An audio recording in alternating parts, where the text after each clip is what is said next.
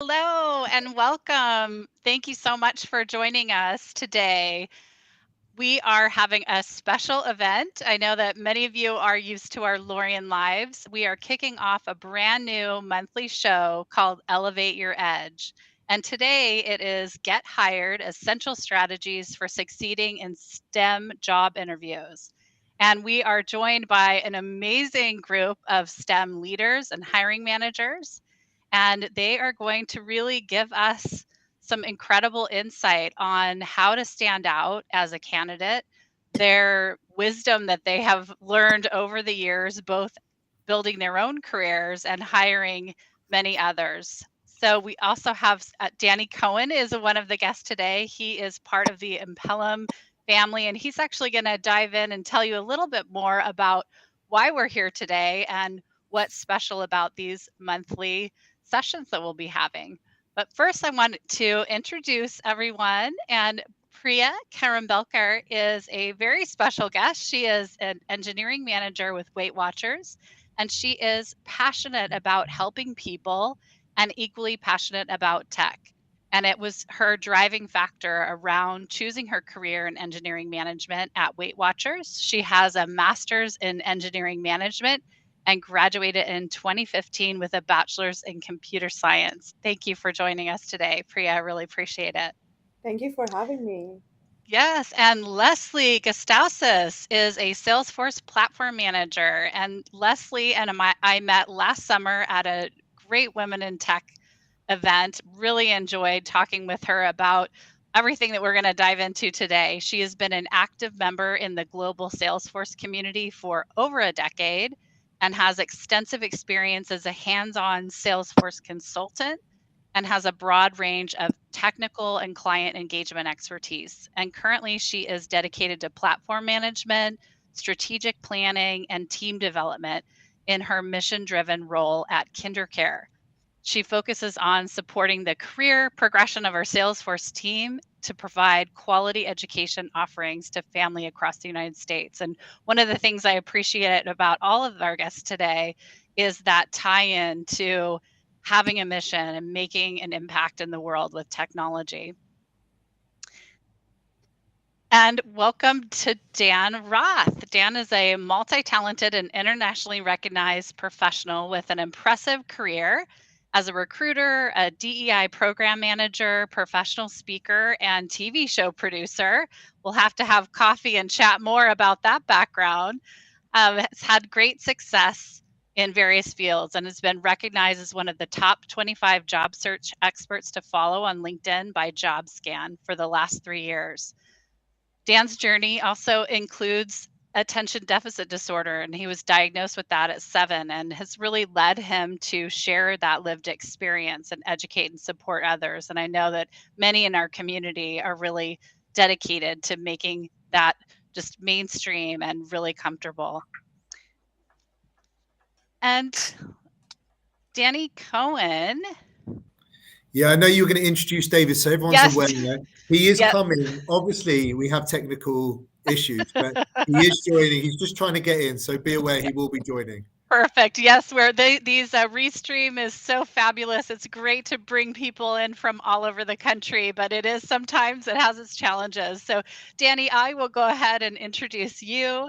And Danny is the head of STEM brands for Impellum Group, which Lauren is part of in North America. And this today he's going to share with you really a vision and a passion that he has and something that we are really launching, and that's why we are starting this today. But he oversees Lorian Global Tech Staffing Solutions, the SRG Talent, which focuses on life sciences and clinical research, Bartech Staffing, which specializes in engineering and renewable reusable energy sectors. In addition to those professional responsibilities, which are vast, Danny's committed to serving the underserved and underrepresented communities in getting jobs in technology, holding several board positions for this purpose. And this is actually one of the reasons I was excited to work for him, is he really he walks the talk for sure. So Danny, please share with us a little more about why we're here today and what you're sharing. Firstly, thank you, Shellen, and it's lovely to have such an amazing panelist beside me. a couple of years ago, I had I had a vision to help create pathways for everyone in America. Obviously, with the companies I represent, we are placing specialist talent, whether it's in technology or life sciences and so forth. So I'm really proud to announce that we've launched a new organization, and this organization is called the STEM Council for Good. It reflects our vision of bringing together non-profit organizations, companies, and our communities to create pathways for every single person in STEM across the US. As staffing experts, it has been a dream to help uplift, upskill, elevate, and change people's lives by giving them access and opportunity through creating pathways for everyone. These sessions are just part of how we will do it. And so I did actually announce on my LinkedIn today that I am the founder of it, but honestly, it doesn't really matter about my title. What it really matters is the time we're giving back to help others. And that's why I'm very honored to have such an amazing panelist today. Perfect. Well, thank you all for joining, and we really appreciate all of you that are streaming in from all around the country and the world. So we value you. Please drop in the chat where you're joining us from, and if you have any specific questions for any of the panelists, please put them in there. We will answer as many as possible. We have some great questions from the community already, and if we miss any, we will circle back and definitely get some feedback. But Danny, since you kicked that off, I'd love for you to share a little bit more about, how you specifically are making an impact in the STEM community by helping people secure jobs and certainly your team. But if you can give some insight into the work that you're doing around that of connecting job seekers with opportunities. Absolutely. So thank you. Great question. And I think it's twofold. One, obviously, my job is to help grow our STEM brands across North America. So there's about 200, 250 recruiters, consultants working with some of the largest customers as well as SMEs. And yes, we can help place specialist talent. That's what we're paid for. However, we also have a responsibility and a privilege to help everyone in the US, especially when we talk about ED&I. And I start with ED&I first because it's all about equity for me. Diversity and inclusion is amazing, but we need to pay people fairly. We need to give them the right access, no matter what society or underserved or underrepresented community they come from. So about 2 years ago, I set up a program called Hire Me, a really clever spin on getting hired, HIGHER. So uplifting and upskilling people through a 4-step program, which everyone has access to. And we have a team of recruiters that spend time on 4 areas, which is your personal brand, storytelling, building your network, and actually creating a plan within that. Whether you're a career pivoter, whether it's your first time as a job seeker, it doesn't really matter. We are trying to give back and help every single person in STEM. Now, of course, I serve on several boards. Those boards I'm on is to help my community, whether it is about getting jobs, whether it's mentoring and so forth. So that's what I've been doing. And it's now being taken into reality of working with our whole company to give that support back through the STEM Council for Good. Perfect. Thank you so much. And I would love to welcome David Kestenberg. David is the CIO of Remedical with over 25 years of very diverse experience. He's fascinating to talk to, tells incredible stories. His background includes 10 years in the Israeli military, political campaign management, and leadership roles in multiple startups. He really brings a wealth of knowledge and expertise to his position. He's led teams in Salesforce space at Highmark Health and has served on several NGO boards. His leadership programs and experiences have equipped him with exceptional skills in driving innovation and transformation in healthcare technology. And I was really glad to have him join us today because I've had a chance to meet several people on his team and I'm so impressed with the way that he's develop people and he's going to share some great advice. So welcome, David. Nice to have you here. Thank you so much. That was an amazing intro. So I'm blushing a little bit. Thank you. You are welcome. And to kick off our discussion, Priya, I would really love to ask you a question around insights into the decision-making process for hiring. And I'd love for you to share perhaps a story and an example of a challenging hiring decision that you may have had to make, and what kind of factors you considered when making that decision. I'd love for the audience to better understand what goes into the hiring process and how you just evaluate all of those factors carefully. Of course. Let's see. One of the, I think, most challenging hires that I have had to do was to choose between a candidate who was a lot more technically savvy, but a lot less communicative. And I feel like that's a bigger challenge in general for engineering, where engineers are amazingly tech savvy, but not everyone can have those soft skills. And my challenge was how to balance it, whether I'll be able to balance it or not, and also how to not lose on the opportunity that my company or my team personally would have had if I would have hired this individual. So yeah, I think the best solution that I came up with in that ideology is teaching soft skills is hard, but I feel like at some point, if you have a person who is flexible, who is technically savvy and expert in their career field, in their careers, plus, as long as they can communicate and teach everyone under them, for like junior engineers and scrum masters, as long as they can communicate their work and their issues and their blockers, I had an inclination of I have a bigger and a better team, which I feel can help them develop those soft skills. So that's where I made that trade off of soft skills are much difficult to develop, but this individual showed that they wanted to do it. It was just, at least it came off to me as they hadn't had that opportunity before. So that's one of the biggest decisions that I've made, honestly. And it actually paid off really well because today they're another engineering manager in my company, so I'm happy. It's a great example. Love that. Does anyone else have a similar story that perhaps might resonate and share something there of a decision, a difficult hiring decision that you had to make and really what you're thinking behind making it?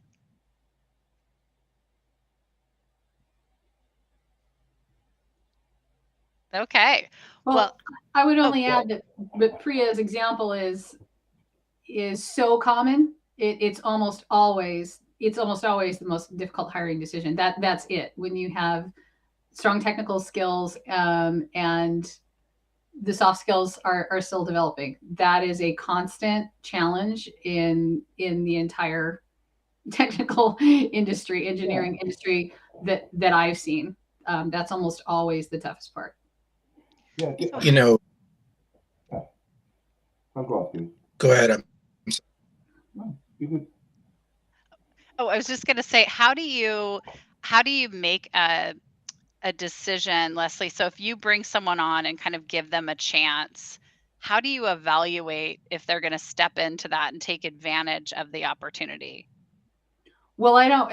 I would have talked to him about it before we hired him. I mean, we're very frank in our interviews, and we also include the peers, the team that they would be working with as well, in a very conversational. We kind of divvy up the job of who's assessing technical abilities, and then who's assessing, hey, is this someone I feel like I could work alongside every single day? And by the way, we're an entirely remote team. So when I say alongside, I mean virtually all the time. And it's rare that we have anything other than a consensus. Usually your gut, your feel, the way someone presents right off the bat. It was funny when we all signed on as panelists.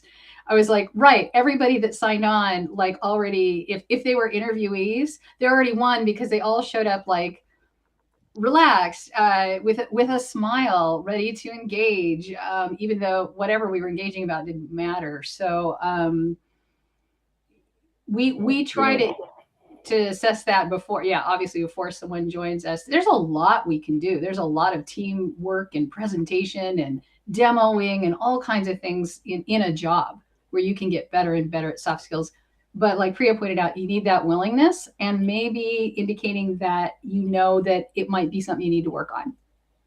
I think, Leslie, you bring up some very smart points, and the vibe check in the interview, having other people looking at the same person, and kind of, we're not just checking if you are this amazing architect that can build integrations in your sleep, is actually if you can share something about your weekend or about your personal life and be a human.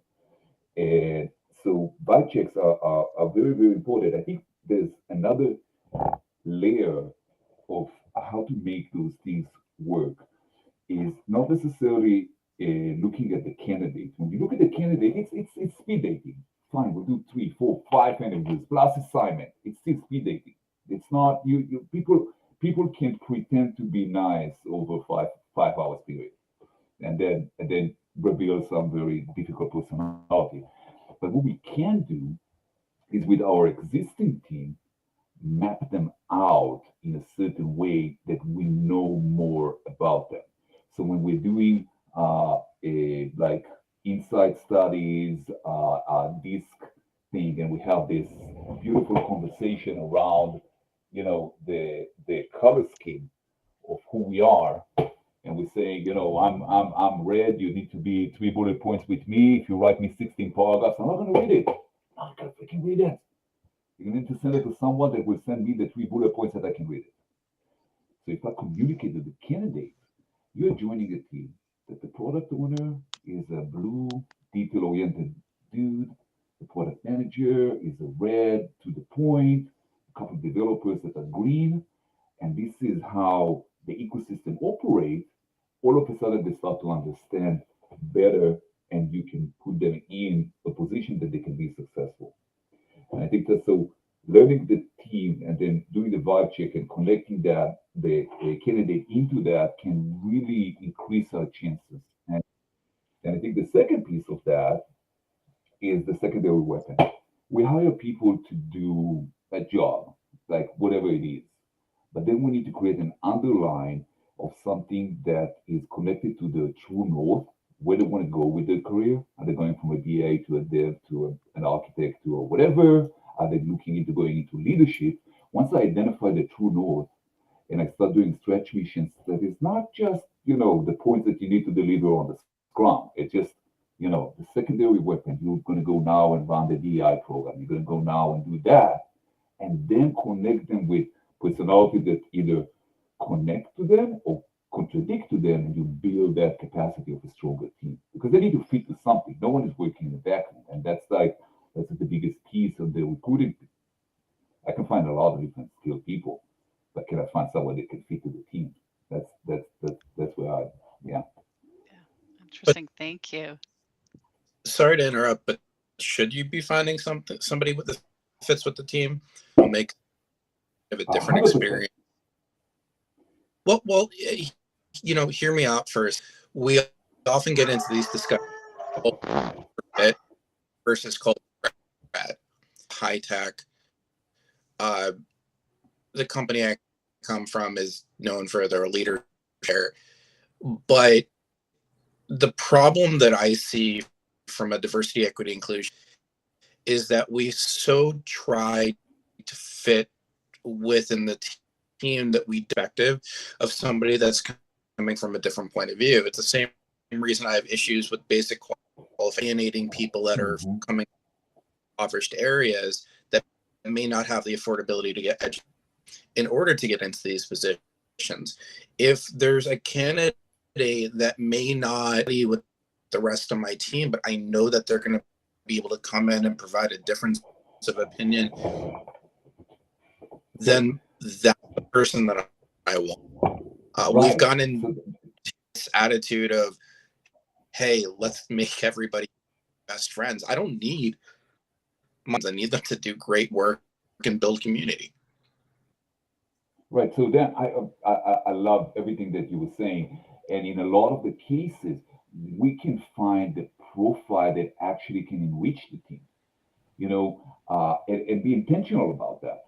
If I had a very white team recruiting a Muslim and doing those DEI sessions on Friday morning and explaining what's going on during the Ramadan, that's on the table. That's part of the conversation. It's making the experience better. So I'm 100% with you. You don't want to have the same geeks from the same school coming with the same mindset. You want it to be diverse. You want to create conversations that reaching the way that they are thinking. You want to create problem solving. They're coming from different backgrounds. 100%. But that's the fit to the team because the team needs to be able to scale in a certain way. If it's exactly the same type of people, they're solving problems the same way, and then we're going to get stuck. So it is opening the door to minority candidates, to people that have a more difficult path to get to where they are now. But then at that point, we are very much responsible to do the right code reviews and to put them in the right places because that creates a lot of gaps. So there's a lot of work, and the organization needs to be stable enough. And we are looking at like more corporate setting versus startup setting that you have, when you have 20 developers or you have 200 developers, the game plan around D&I is very, very different. The entire onboarding process and career swimming is very different. So it's like, if we're looking at corporate, 100%. If we're looking at a team of 7 developers, we don't get to the privilege of diversifying the team in the same way. Dan, I appreciate that you brought forward a term that it just makes me crazy, which is cultural fit. That is a deep hole. That is not it's not a very effective description of what the intended result is, and we actually don't use that term here either. I think it's a quick it's a quick ride off a short pier, I guess is the way to say it. When we're doing, for instance, peer reviews and things like that, what I've directed our team to do is we're looking for, so we've got company values really clearly stated. We use Agile. So we're using pillars of, safety. How do you feel when you make a mistake? Have you been in a team where that's okay? Have you been in a team when that's not okay? Really more about behavioral experience and interest in, for us, things like Agile are very helpful. That's a great framework that does talk about, here are things that are really important that make it easier for us all to work together. So that's the frame of mind we're in when we're thinking about, is this someone I can work with every day? Is, hey, do they want to work as a team, or are they a rock star solo person? There's those kinds of, that's the context that we use, not so much. As a matter of fact, there's a survey that I can't remember the huge company that does, but one of the questions on this survey is, do you have a best friend at work? And the 12 questions of Gallup. Yeah. Gallup. And we all go, oh my gosh. And the best friend of work is really hard one. It's a really, really hard one because you have to train the people to understand that the best friend of work is someone that you trust and you can be vulnerable with, and not necessarily your best friend to have beer and poker. It's someone that you can be vulnerable and say, I don't know, I didn't understand what they were talking about in the last 20 minutes. Can you break it down for me? And that's that. And Gallup is hard. Gallup is really when they're putting those questions, and if we don't train our people to understand what is really being asked, the results are not. We have to do a lot of that, because that question in particular just kicks everybody into another stratosphere. Like, what are you talking about? Right. So didn't mean to let me ask you a question about Agile. So we, in my last position in Heimark, I've been there for a few years running the Salesforce shop, big shop, 200 people, multi-scrum teams. We got to a point that we got so good at Agile that the coaches were pushing in safe Agile. And then when safe came in, we started to hate our lives. It's like the ceremonies are too much, the restrictions are too much. Now, Agile as a framework is phenomenal because it's alterations of teams, it's very collaborative, it's creating the right thing. But then when you take it to that safe Agile, and that type of certificate is actually making things worse than waterfall was. So are you like on the journey of like you're staying in Agile, or you're going all the way to safe? And who showed the best, it was very, very hard for us when Well, we get that level. I won't go too far down this road, but in the context of for the people that are like trying to get into STEM and the recruiting conversation, when I see that anybody's had a background in safe agile, I ask them about it because I expect to hear some war stories. I expect to hear some agony that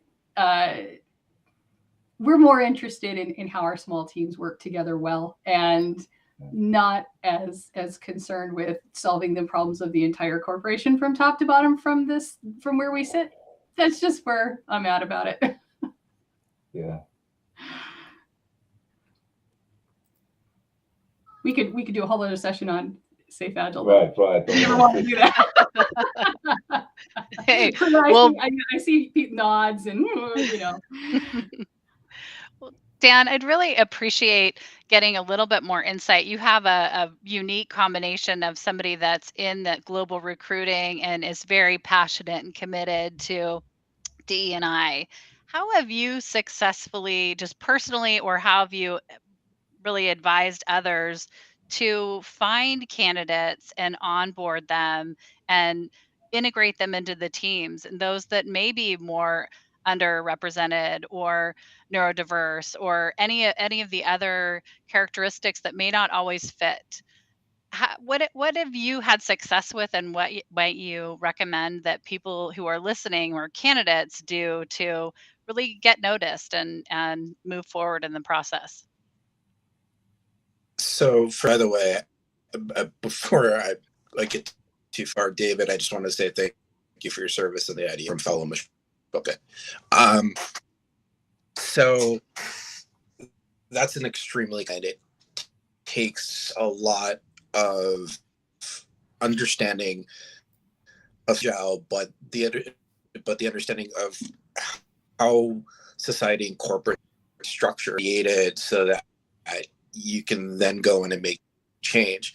When I do keynotes, one of those creating a differentiation and knowledge between the difference between with the basic definition difference being allies, somebody that looks at a group, whereas an accomplice goes in, sees the structural issues that and goes about changing it. And when we look at how we bring in, how we're able to scale things, how we're able to within this kind of thing, I'm going to say something that a lot of people may not. There's a lot of common sense missing in corporate.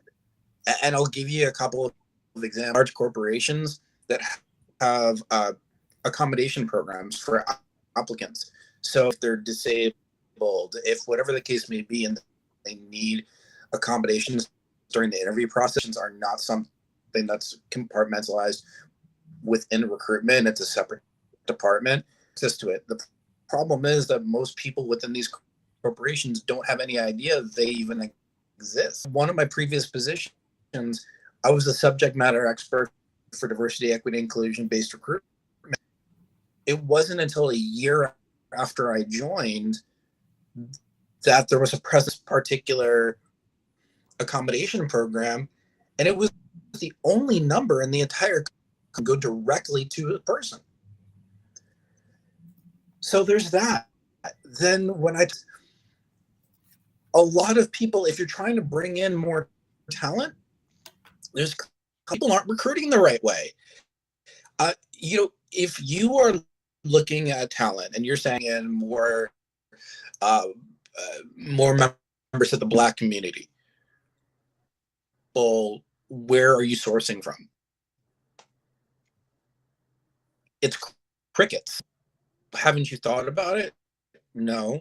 Why haven't you thought about it? It's not part of my job description. But then if you look, there's simple ways to create. One is, in any corporation that's large enough, you need to build a resource groups, ERGs. Those are going to help you understand the idiosyncrasies within the things that need to be changed on large scale, what the current state of the internal. Let me plug one word. So guys, from a BRG perspective, BLGs are those the groups that you can join to. I heard something from my CISO that is brilliant around BLGs. Every employee needs to join David, 2 BLGs. David, I'm One, gonna and culturally, sometimes it's okay within the conversations, but as somebody with 80 up and say, please allow me to finish my train of thought. Otherwise, it's going to be really difficult. Apologize for doing that, but I also can't apologize because this is part of. Excited to hear about what you have to say after, but this is all part of things like, quite simply, am I sourced historically Black colleges and universities? How are you actually going about it? How are you building? Are you looking at KPI metrics? Do you have the support? This is so complete, but this is a conversation I will get into any day, anytime, anywhere. It's my. Thank you. Thank you. I think we do need a lot more conversation there and a lot more education. Danny, one of the things that I wanted to make sure we touched on today is just the reality that over this past few months, it seems like every day there's another round of layoffs. And when you're somebody who's a candidate who's been looking, or someone who wants to elevate your career, whether it's internal or another company, it feels like there are thousands more candidates that are in the mix right now, even more than it did before. And we hear that so much from the candidates that we're working with. But what practical advice do you have for everyone here and listening today?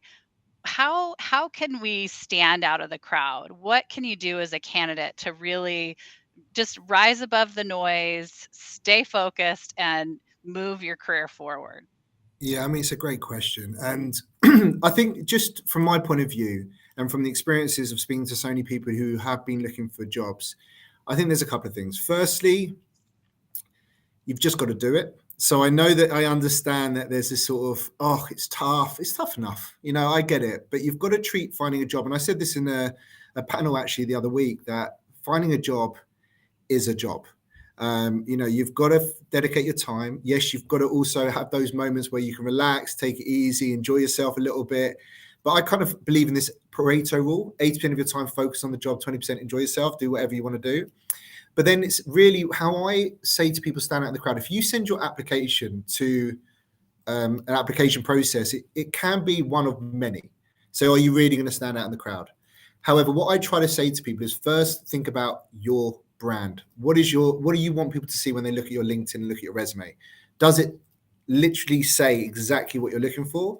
Because as recruiters, we are going through hundreds and hundreds of profiles, and supposedly, and I've used this stat, and I'm sure most statistics are made up on the spot, but 8 seconds is supposedly how long a recruiter will review a profile. So if you are instantly telling me who you are, what you do, and this is what I'm looking for, and it matches what you're hiring for, we're probably going to move on. The second part is when you get the opportunity, get your foot in the door, is being able to tell your story, being able to tell people who you truly are, your values you can add. And then 3, this is where I think in the STEM community, this would be my biggest advice for everyone: is your network is your net worth. You have to do the numbers. There's a saying that I tell everyone to do is, when in doubt, send your resume out. The worst thing you can do is not. It's that I'm not going to butcher the quote of Michael Jordan. It's like, how many shots did I take? Something like that. It's probably I probably just butchered it, but it's similar to the fact that unless you take the shot, you're not going to create the chance. And in recruitment, we talk a lot about it is a contact sport. The more chances you create, the more opportunity. Sorry, the more contacts you make, the more chances you create. So step 1, make sure your brand is very clear on your LinkedIn, on your resume, on your profile. Then it's about having that story. But the key is the networking, is getting out there. There's an average stat of around 250 applications made per job. In theory, that means you have to reach out and connect with 250 people. That's a lot. So the final part is really setting a very clear plan and having milestones and celebrations during that, because you're not going to get a job overnight. And if you think you are, you might be mistaken to the fact that it does take time. So the way I would look at it is have an end goal. Hey, and kind of it's called backcasting rather than forecasting. So work backwards. I'm going to in 6-7 weeks, I'm going to have a job. What do I need to do? Well, I need to reach out to X amount of people, and I need to do this daily. I then eventually will start getting interviews. I will then start getting offers. But if you have that plan, it really means that you can work towards it and you can get excited and celebrate the little things. And little wins at the beginning are someone actually responded to me. I actually got a bite. Someone said hello, and it starts like that. And I remember whenever I'm coaching someone through this journey, they're like, no one's responded to me. I've done it for 2 days. Give it time. Then a couple of weeks later, like, oh, it was tumbleweed. Now I'm hearing from loads of people. I'm like, exactly. Now is where you're going to start getting the excitement, but there will be rejection. So every time you hear rejection, find out what it is that you could have done better. And a lot of clients, and I understand recruiters, sometimes we're not giving you the feedback, push us to get us the feedback. We need to give you it so you can fine tune, you can get better. Use that as constructive advice rather than criticism. But if I look at the 4 steps, make sure you know exactly what you're looking for. Make sure that you have your story to tell and sell yourself. You should be able to record yourself and in 2 minutes go, would I hire me? If you wouldn't hire yourself, you're going to struggle to get hired by someone else. Then build your network. Go out there. If you're secret right now, let everyone know who you are. Lean on your friends. Lean on every single person you know. Even the people you haven't spoken to for some time. They go, oh, what, you're only getting in touch with me to get a job? Yes, I am. I need a job. Can you help me? And then really just make sure you have a very clear plan. And if you need any advice, you've got recruiters out there who can help. There are a lot of managers hiring. There are a lot of recruiters who can help you. But reach out to your network. And if you don't have it, you need to start adding it today. I think those of us who have a sales background, this feels more comfortable. I'd say many people in the STEM communities, it's if you're not uncomfortable, then you are not trying hard enough and you're not doing enough. Because if and you, Danny, tell me if I'm wrong, but I always say that if you hear back from 50%, like you are a rock star. That if you're hearing back from 2, 3 out of 10 reach outs, you're on track and it's not personal and it's nothing to feel bad about. You kind of want to hear no as many times as possible on your way to yes, because you're going to get there faster and you're going to perfect what you're saying. So, 100%. Yeah, Can I add 2 points on what Danny was saying? So, point 1, the self branding, quantify your success. If you implement 3 different integration over 6 months, you punch in the numbers in your hero story, the recruiter will see it at the 8th second. It's good. It's something that we can digest better than just language. Numbers hits very well. I did 95% closing tickets within 72 hours. That's great. And good, cool. I'm talking. So that's one piece of the story, quantifiable hero story. Then the second piece, leveraging your network. What you need to do is to reach out to people that know people and leverage them as multipliers. But you need to have the conversation with them with saying that I know you know that CTO and that organization. Can you have a double opt introduction to him?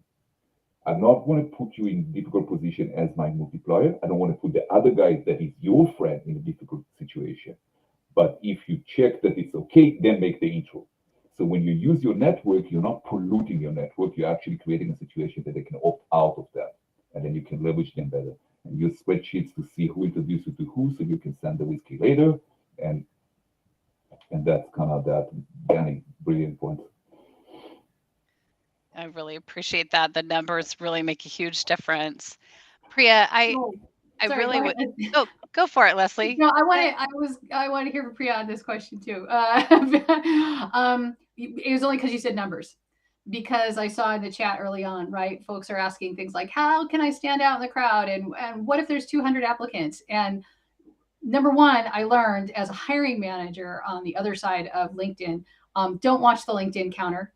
That counter clicks forward every time someone even attempts to apply.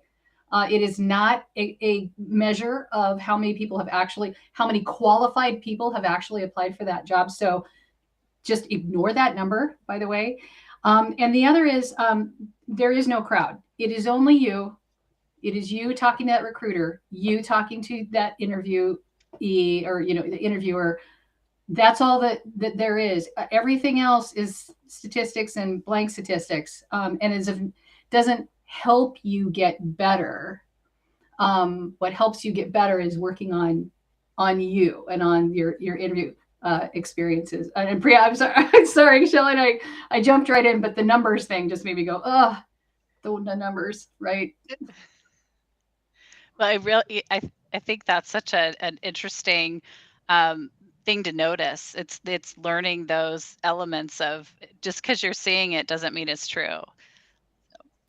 So Priya, the question I wanted to ask you was around, hiring managers are really looking to identify talent and people who are going to achieve and contribute and have real impact. You've had a chance to now work with a lot of STEM professionals. And what would you say differentiates those people who are able to really move in their career, elevate, have big impact from those that tend to struggle? Ah, that's a great question. I think the first and the foremost is how communicative and collaborative you are, how open you are to everyone else's point of view in your team or outside your team. Because I have had people who have a very opinionated background, which I really absolutely love. But at some point, there has to be a space where we are like, everyone's opinionated. Let's figure it out. That works for everyone and move on. Let's learn from each other. And I think that is the biggest one. The second thing is this can be controversial, so stick with me. There's a lot of engineers who are like 20 years, 30 years experienced who feel like they know everything there is to know about something, and that kind of ticks me off a little bit. I disagree with it every single time. Technology is ever evolving. There cannot be one person knowing everything.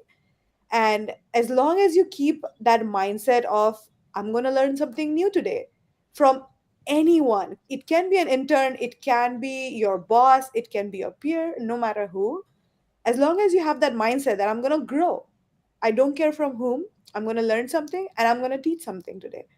I feel like that fosters a lot of culture fits or cultural matches that everyone in the industry values a lot more. Mm.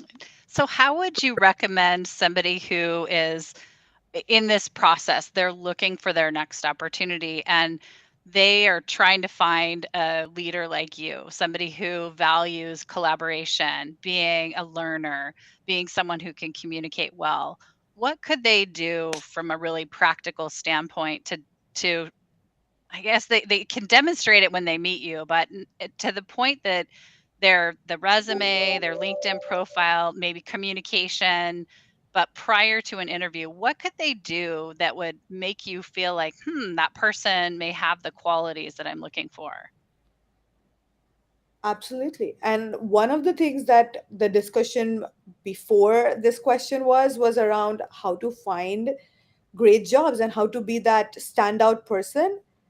I think the biggest one that I believe is your resume.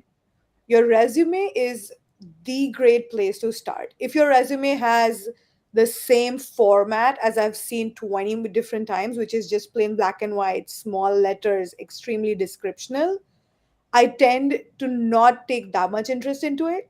But if your resume is neat and clean and maybe has a little bit of color in it, you're not afraid to stand out, that speaks volumes. Also, I like someone who tells me what they did, but not how they did it in their resume. So, like, have a little bit of mystery. That also makes me feel like, oh, you want to talk about it more, but you're telling me enough information that I need to, so that I actually want to give you a call. I want to talk to you. I want to know more. And that also, for me, it opens a two-way dialogue. Is that, hey, I did XYZ and I used, I don't know, Kubernetes, iOS, and Android development. Now I want to know what you did. Now I want to know what were your difficulties, what were your challenges, why did you choose to do this versus that. So I feel like it starts as early as your resume. And like Danny said, don't be afraid to reach out. LinkedIn messages are the best source that I have responded to so many times, even before I've interviewed a candidate. I look at LinkedIn, people reach out to me that, hey, I've applied to your company, and this is the reason why I feel I stand out. And I absolutely love reading them. Priya, can I just add to that? And I don't want to finish your sentence, but that was fantastic. And just a bit of advice to everyone looking for a job. And I think Krista even mentioned it in the chat is, should you apply to jobs that are coming in daily? I think you should always apply to jobs. When in doubt, send your resume out. But one thing I would do is, if you are connecting with people, don't send a long spiel. We are busy and we won't probably read the whole thing.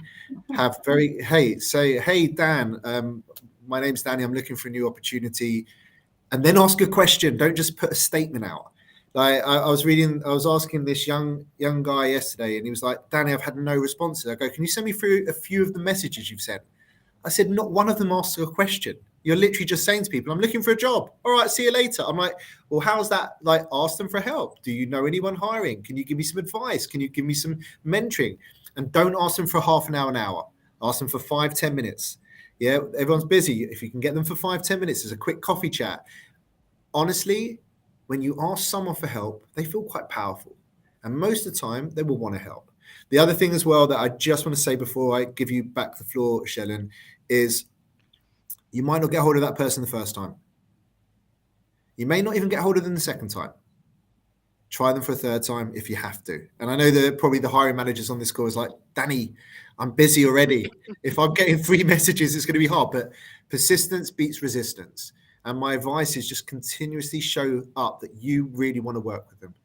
Dan, I can see your hand going up. Yeah. So, I adore you, but there's a caveat, and that is you need to be reaching out to the right person. So often, John will see a recruiter at a company they want to work for and automatically assume that recruiter works on the roles that they're interested in. However, doing a basic Boolean, and what a Boolean search is, for those that aren't aware, is just a search profile technique using and really isolate what you're looking for, can oftentimes yield a better result when you're actually going after. When you are looking at large corporations, even though I may work for the company, I may have no connection to want to go. So my word, even if I reach out, is going to mean very little. Don't have enough background to vouch for you. So the more research you do, the deliberate you are with what you're doing, the better yield of results. Although this, because I don't believe that candidates should be reaching out to recruiters anyway. Reaching out to the people in the roles that are working for your boss, that ultimately would be able to hire you. That's going to way faster than any recruiter will. So can you maybe break that down just a little bit? So let's say that I want to be in the engineering team at Weight Watchers, right? And I really don't know anybody. I saw a particular job that was open. What would that look like for somebody that's listening, that's in this process? They've identified the company, they know the role that they want, but that's all they really know at this point. So I'm going to shift example Weight Watchers, but because it's going to be a little bit easier. So let's take Amazon, what I'm familiar with. Sorry. And I'm a recruiter, and you are a software development engineer or engineering manager that's really, or audio or the health side of it.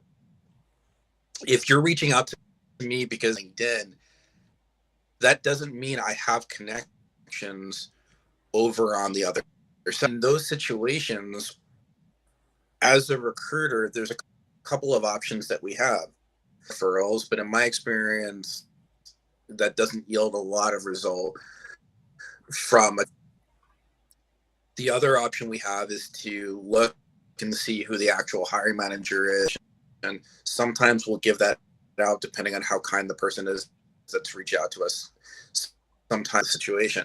However, if I was a job seeker, if you wanted to work for, say, Amazon Prime, I would be looking for, let me take that back, software development manager and the location you want to work. What's going to happen is within the search bar, you get a yielded results of people that are in those positions that encapsulate all of those words. As the software development manager for that team, that's somebody that's doing the work that you're actually going to be one of the ones hiring you, or they're going to know the person hiring you. And as a software developer, if you could build the trust of the software development manager, that's going to provide a lot more credibility, because then that software development manager is going to go to his boss and say, hey, this is somebody really you have to bring. And that's the person that's going to be able to say, okay, we're going to take a look at this person. They're going to be able to skip. Because ultimately, when we talk about the hidden job market, whatever you want to call it, everybody has this idea the line. Well, this is how you do it. Recruiters are not the ones doing the work. So they're even with the hiring managers that the people that are actually in those positions are. This is it going to take? Is it going to be as fast as sending out 100 easy apply applications? Easy apply, if you're working on easy apply applications, there's other issues there. So hopefully that. Yeah, perfect. Thank you. Thank you. And I want to make sure that we capture sort of your best. I know all of you on the panel hire people. I'm sure that you get asked for advice all of the time. So for those, if you think in terms of a STEM community, if you had time with them and you were in front of 100 of them, they had done the work, they were talented, what would be like your one piece of advice that you would give them to really do something that's going to elevate their chances in the next 90 days of getting a new job that they're excited about? Work with Danny. I knew I brought you in for a reason, Dan. Thank you. You know, I'll let the panelists answer this, and then I'll see where I need to add. Leslie, I can see you're ready to say something though. Well, so I have the advantage in this context of being in the Salesforce ecosystem, which is a very robust community. So in the Salesforce ecosystem, find a friend, find a mentor. We all do it. I have absolutely, and yes, it makes you feel wonderful when somebody comes and says, hey, not just can I pick your brain or will you be my mentor? We all know that that's like, no, I have a job already. But when someone comes and says, hey, I'm looking for this kind of work, do you have any input for me? That's usually the beginning of me reaching out to someone to see if I might be able to help them find their job, even if it's not at my company, because I know the Salesforce space so well. So in all aspects, like, yes, there's a lot to do on your own, and yeah, you got to do it. You got to get up and do it. And yes, when in doubt, send your resume out. All those things are real, but you don't have to be alone. Obviously, a great recruiter is a huge partner, but people who are already in the industry in any form, and Dan had some great tips there too. You want to continue to build that network, and the way, and asking for a little bit of help is a wonderful, it makes people feel wonderful, like, oh yeah, sure, if they can, they will step forward. They really will. Yeah, absolutely. Thank you. I One love of the that. biggest questions I want to add on top of what Leslie said is one of the things that made me want to go above and beyond for one of the people who reached out on LinkedIn was that they had linked a job description from our website, and they actually told me, hey, I believe I'm a good fit because this and that. Do you think that there are more skills that will elevate my resume? Do you think I can learn something more that I can add on that'll add value? And I feel like that is the best, very specific questions that you can reach out to with people. And really almost instantaneously give an answer. Because if I'm an Android engineer and if someone asks me, hey, I'm looking for a job in Android, can you tell me what I can add to my resume to get started? Yeah, I'm hitting respond. I love that. I hope people are really hearing that. I think that's such a great example of you're asking a question, but you're really tapping into that advice. So a bit of an answer. Uh, you know, 3 years ago, because I was a job seeker, I'm after the tech layoffs, I'm back to the same position. And as somebody that has a very large platform, as somebody notoriety, that doesn't mean it gets easier. Just because I know what I'm doing, that everything is getting flooded, it doesn't mean that I'm getting offers every day. This, when you ask, what is one thing? What's one piece of advice?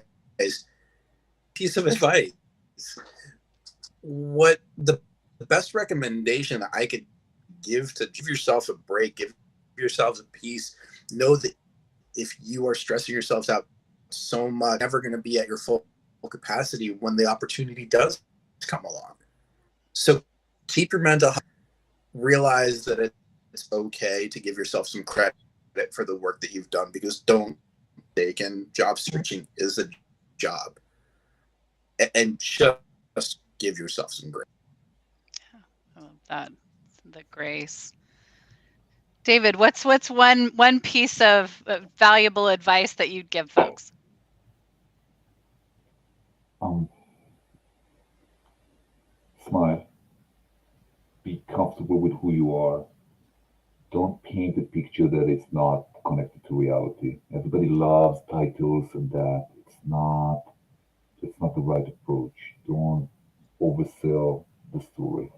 Be clear about what you want to do. Have a body that is working with you and a mentor that is working with you. There's different purposes, but you need both of them to the journey. And when you come to those conversations, be vulnerable. Be vulnerable. Explain what you want to do, where you want to go, where you're coming for, what was your strong suit before, where are the growth opportunities, speak in a positive language. And it's it's a two sides anything. You know, it's not that if they don't want you, it means anything about you. You're gonna find a better fit, you're gonna do that. It needs to be when I come to an interview and people are sweating on the other side, I feel like they're lying. I feel like they're hiding something. It's like it's very hard for me, and I'm like, everything is okay. Take the jacket off, get a glass of water. We're gonna start in 5 minutes. Everything is cool. We're just gonna talk like people. And if you get to that mindset, things can be easier. Things can be a lot easier. And it's a long play. It's not something that you just get up in the morning, decide where your future is, where your true north, and start swimming that way. So life is full with detours. And yeah. Yeah. Yeah, David, no, I sweated when I saw you though. So do you think I was lying? Do you think is that just because I was? And it's like we need to, as people that interview, as hiring managers, we need to Yeah, lower that. It needs to be an easier conversation, a much easier. Do you absolutely. think that my opportunity is a good fit to you? Tell me where you need my support. Okay, this is what I need to happen. Can you do that? Good. Where's the risk here? Let's hedge those risks. Let's get you a mentor, a body, and training and Yeah. build that. And everybody needs it at all layers, at all levels. Yeah, yeah. And look, just from my point of view, just the final thing I'd say, and I know that we're running out of time, and I appreciate, again, thank you so much to the panelists for joining. And it's funny because we could have gone on and on and on, and I'm very conscious there were a lot of questions that we probably wanted to answer, and we'll come back to the community on the questions they've got. I think a lot of people said it is it can be tough finding a job. When you're in a job, you're a bit more confident because I've got a default. I can fall back on something. But when you don't have a job, it's like this fear of what's next and I need something, and you get kind of desperate. I think everyone in the panel said lean on your team, lean on your friends, lean on people, your tribe, find out who, go out, go to events. There's 3 zones. You're in your comfort or fear zone, or you go into development zone. Constantly look to develop yourself. And I use a line a lot: you either win or you learn. So every time you're having those bad moments, just think, well, what can I learn from this? You're going to learn a lot more when it's tough. So this is probably the best time for you to learn so much about yourself. But find those people that you can like lean on, who can give you that confidence, can give you that support. Because I promise you, there's a job for you. There's a job for everyone, and it just takes sometimes a bit of time. It sometimes takes a network. And honestly, I think the biggest thing that I've learned through staffing is nothing happens unless you do it yourself. So I'm not here to sell Nike, but sometimes you just need to do it.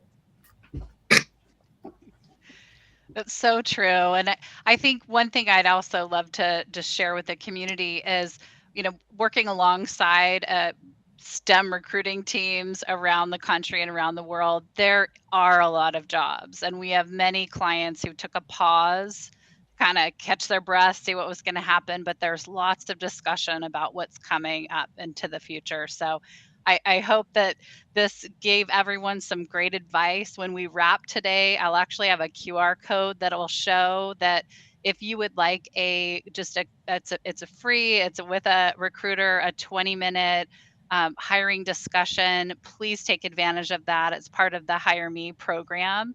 And so we'll just open that up at the very end. But I want to thank each of the panelists. You are all very, very busy, and we so appreciate the investment that you're making in the community, the great advice that you've shared.